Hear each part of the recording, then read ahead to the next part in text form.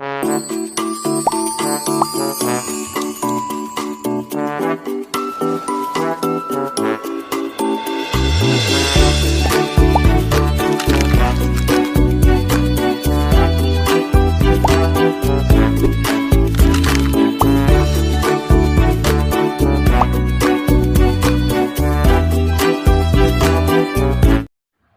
Everyone.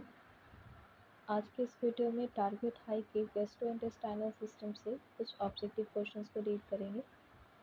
So the first question is, gall bladder is located upper right part of the abdomen, on right side of the liver, on left side of the liver, और option number D, below the liver.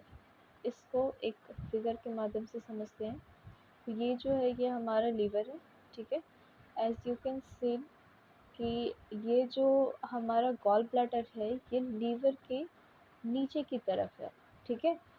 तो इस question का gall bladder is located, इसका answer जो correct होगा वो होगा option number D, below the liver.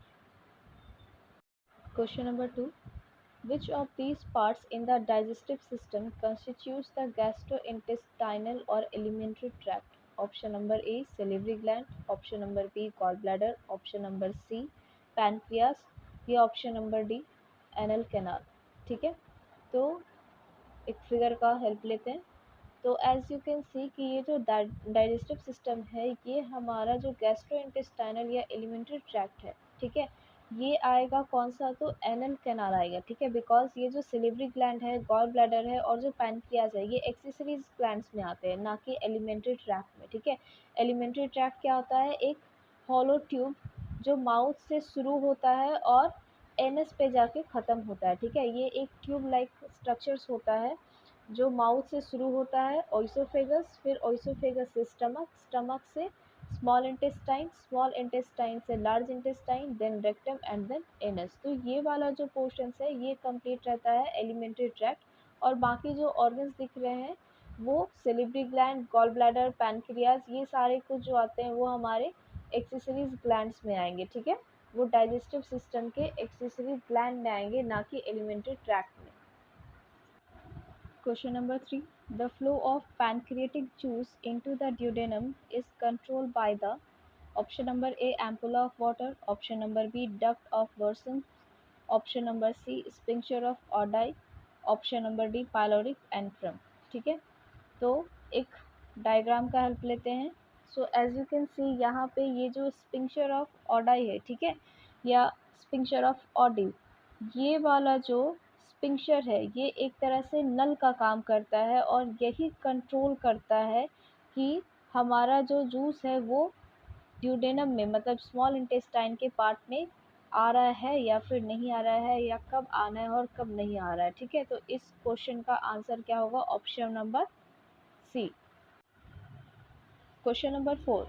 All the following enzymes are secreted by gastrointestinal system except option number A, tyline, option number B, pepsinogen, option number C, gastric lipase, option number D, angiotensin। ठीक है, तो जो ptyalin ptyalin salivary gland से secrete होता है, pepsinogen जो है वो gastric chief cells of human body से सिक्रीट होता है, गैस्ट्रिक लाइपेज की चीफ सेल से ही आता है। पर ये जो एंजियोटेंसिन है ये हमारी लिवर से प्रोड्यूस होता है, और एंजियोटेंसिन एक ऐसा हार्मोन है जो हमारे ब्लड प्रेशर को रेगुलेट करता है, ठीक है। जो ब्लड वेसल्स है उसको कंस्ट्रिक्ट करके या फिर नैरो करके, छोटा करके, और वाटर और सोडियम के लेवल को ट्रिगर करता है, ठीक है। सोडियम और वाटर के लेवल को इनटेक करने के बाद उसको, उसका जो इनटेक करने के बाद अमाउंट है उसके मदद से हमारे ब्लड वेसल्स को ये कंस्ट्रिक्ट करता है और फिर ब्लड प्रेशर को रेगुलेट करने का काम करता है, ठीक है। तो इस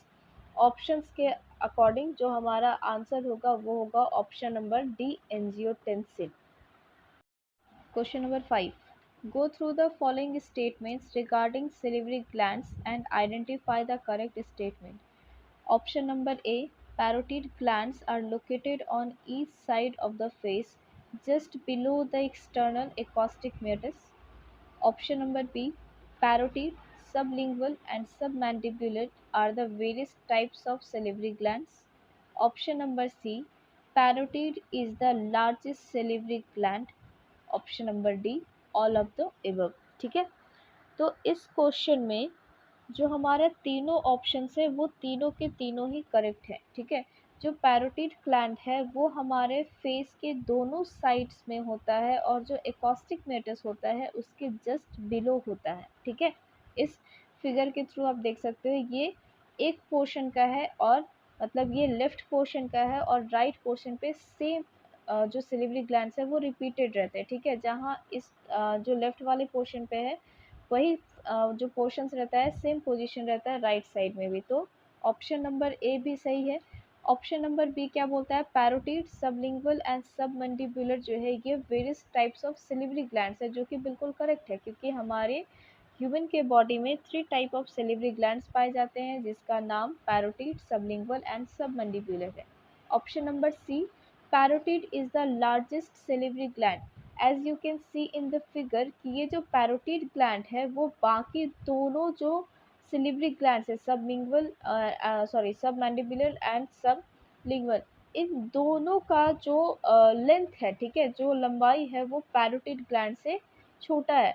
इट मीन्स कि जो पैरोटिड ग्लैंड है ये हमारी बॉडी का, ह्यूमन के बॉडी का सबसे लार्जेस्ट सिलिवरी ग्लैंड होता है। ठीक है, तो इन ऑप्शंस के अकॉर्डिंग जो क्वेश्चन नंबर 5 है इसका करेक्ट आंसर होगा all of the above. Question number 6, the presence of amylase in the saliva serves the purpose of, option number A washing away food particles to cleanse the mouth, option number B lubricating the food to minimize friction with oral mucosal, option number C destroying harmful bacteria to prevent oral infection, option number D catalyzing the chemical reactions for the digestion of starch। ठीक है, तो जो ये जो question है question number 6 इसका correct answer option number D होगा क्योंकि जो हमारा सलाइवा है वो हमारे माउथ को वॉश करने का पार्टिकल्स नहीं है। ठीक है, वो हमारे माउथ में दो तीन फंक्शंस के लिए होता है। मेनली जो हमारा माउथ है उसको मॉइस्ट रखने के लिए होता है, हमारा जो फूड है उसको जब हम लोग च्यू करते हैं और उसके बाद जब इनगल्फ करते हैं तो उसको मॉइस्ट बनाने का काम करता है, और तीसरा काम क्या करता है तो स्टार्च को डाइजेस्ट करने का काम करता है। ठीक है, तो इन तीनों ऑप्शंस के अकॉर्डिंग अगर देखा जाए तो हमारा जो ऑप्शन नंबर डी है वो करेक्ट आंसर होगा क्योंकि जो सलाइवा है वो क्या करता है, सलाइवा में जो अमाइलेज है वो अमाइलेज क्या काम करता है तो केमिकल रिएक्शंस करता है ताकि हमारा जो स्टार्च है वो इजीली डाइजेस्ट हो सके। Question number 7, the structure that is located near the laryngopharynx to prevent a food bolus from entering the airway during deglutition is the, option number A cricoid, option number B epiglottis, option number C palate, option number D tongue। तो इसका answer होगा epiglottis। ठीक है, तो epiglottis क्या होता है तो ये एक ढक्कन की तरह स्ट्रक्चर होता है जो हम जिस वक्त खाना खा रहे होते हैं तो उस वक्त ये हमारे एयरवे को लॉक करता है ताकि हमारा जो फूड बोलस है वो एयरवे में एंटर ना कर जाए, और जब हम लोग सांस ले रहे होते हैं तब ये एपिग्लॉटिस हमारे ओइसोफेगस को कवर किए हुए रहता है। ठीक है, तो एपिग्लॉटिस ही वो स्ट्रक्चर है जो हमारे लेरिंजोफेरिंक्स के पास रहता है और ये क्या काम करता है तो फूड बोलस को, ठीक है, हमारा जो भोजन था उसको एयरवे में जाने से प्रिवेंट करता है। ठीक है, जब हम लोग भोजन को निगलते हैं उस दौरान। Question number 8, which of the following taste buds is not correctly matched with the area of the tongue where it is most abundant. ठीक है, ये कुछ ऑप्शंस दिए हुए हैं, मिसमैच है इसमें से कोई एक ऑप्शन हमको वो फाइंड करना है। ठीक है, तो पहला ऑप्शन क्या बोलता है, sweet tip of the tongue, bitter back of the tongue, salty posterior side of the tongue and sour side of the tongue। ठीक है, तो इसका जो करेक्ट आंसर होगा वो होगा C, salty posterior side of the tongue. ठीक है, जबकि ऐसा नहीं होता है, ये जो सॉल्टी एरिया है वो हमारा इंटीरियर में होता है ना कि पोस्टीरियर में। ठीक है, हमारे टेस्ट बड्स जो होते हैं सॉल्टी टेस्ट बड्स वो हमारे जीभ के इंटीरियर पोर्शंस में होते हैं, पोस्टीरियर पोर्शंस में नहीं होते। सो सी इज़ द करेक्ट ऑप्शन, मतलब ये गलत आंसर है। ठीक है, इस बात का ध्यान रखना है कि ये गलत आंसर है। ठीक है। Question number 9, which of the following is not one of the four primary taste sensations. ठीक है, तो ऑप्शन क्या क्या है, बिटर, सार, सॉल्टी और स्पाइस। तो क्लियरली स्पाइस जो है वो हमारा फोर प्राइमरी टेस्ट सेंसेशंस में नहीं आता है। स्पाइस के जगह अगर स्वीट होता तो वो करेक्ट ऑप्शंस ही रहता, ठीक है। बट यहाँ पे नॉट करेक्ट पूछ रहा है, इसीलिए इसमें क्या होगा, स्पाइस। हमारा जो जीभ है, हमारा जो टंग है, इसमें स्पाइस को टेस्ट करने लायक जो टेस्ट बड्स है ऐसा कुछ भी नहीं होता है। जो फोर प्राइमरी टेस्ट सेंसेशंस हैं वो है बिटर, सॉर, सॉल्टी और स्वीट। ठीक है, बिटर मतलब कड़वा, सॉर मतलब खट्टा, सॉल्टी मतलब नमकीन और स्वीट मतलब मीठा। Question number 10, which part of the tongue senses bitterness. Options क्या क्या है, anterior one third of the tongue, lateral aspects of the tongue, posterior one third of the टंग या ऑल ऑफ द अबव। ठीक है, तो इसका जो आंसर होगा वो क्या होगा, अगर इस डायग्राम को देखें तो इसका जो आंसर होगा posterior one third of the tongue. ठीक है, जो बिटर टेस्ट का है, ये जो बिटर टेस्ट का ऑप्शन है, ठीक है, ये वाला अगर डायग्राम में देखा जाए तो ये कहाँ है, तो पीछे है, टंग के पीछे के एरिया की तरफ है, जिसको हम लोग पोस्टीरियर बोलते हैं। ठीक है, तो posterior one third of the टंग क्या करता है, तो बिटरनेस का टेस्ट करता है।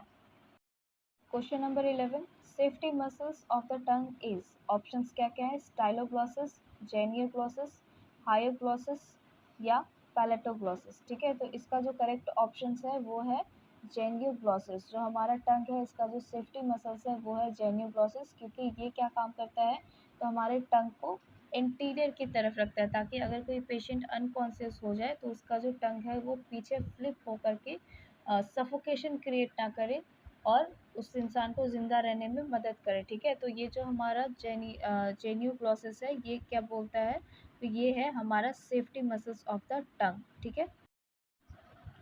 Question number 12, which of the following cranial nerve supplies the taste buds in the anterior two third of the tongue.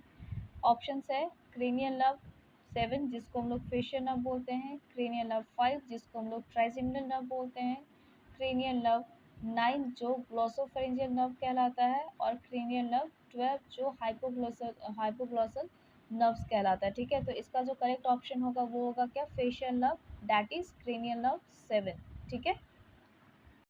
Question number 13, taste sensations from tongue is carried out by all of the following cranial nerves except। ठीक है, cranial nerve 5, cranial nerve 7, cranial nerve 9, cranial nerve 10। तो इसका correct answer जो होगा वो होगा option number A, that is cranial nerve 5 जो होता है ट्राइजेमिनल नर्व। ठीक है, cranial nerve 5 का नाम क्या है, ट्राइजेमिनल नर्व।